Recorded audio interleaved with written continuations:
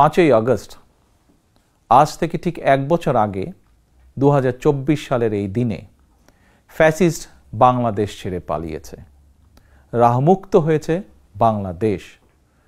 স্বাধীনতা প্রিয়, গণতন্ত্র প্রিয় জনগণের জন্য দিনটি আনন্দের, দিনটি বিজয়ের। রাহমুক্ত বাংলাদেশের এই দিনটিকে অন্তর্বর্তীকালীন সরকার জুলাই গণ অভ্যুত্থান দিবস হিসেবে ঘোষণা করেছে।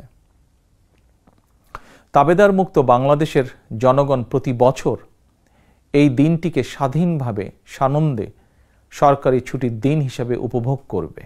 গণতন্ত্র প্রিয় ভাই ও বোনেরা, 21 শতকের এই বাংলাদেশে পলাতক স্বৈরাচার এক বিভীষিকার রাজত্ব কায়েম করেছিল। গুম, খুন, অপহরণ, হামলা, মামলা, নির্যাতন, নিপীড়নকে সাধারণ এবং স্বাভাবিক ঘটনায় রূপান্তর করেছিল। এই ফ্যাসিবাদের বিরুদ্ধে 1.5 দশকেরও বেশি সময় ধরে চলা আন্দোলনের সময় বিএনপি সহ ভিন্ন দল এবং মতের গণতন্ত্রের পক্ষের শক্তির লাখো কোটি নেতাকর্মীর জন্য দেশকে নরকে পরিণত করে রাখা হয়েছিল। গণতন্ত্রকামী মানুষের কণ্ঠ রুদ্ধ করতে পলাতক স্বৈরাচারের নির্দেশে দেশে শত শত গোপন বন্দিখানা, আয়নাঘর বানানো হয়েছিল।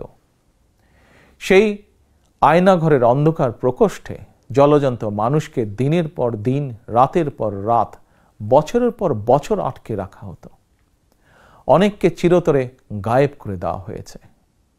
বিএনপির সাবেক এমপি ইলিয়াস আলী কিংবা কমিশনার চৌধুরী আলমের আজও খোঁজ মেলেনি।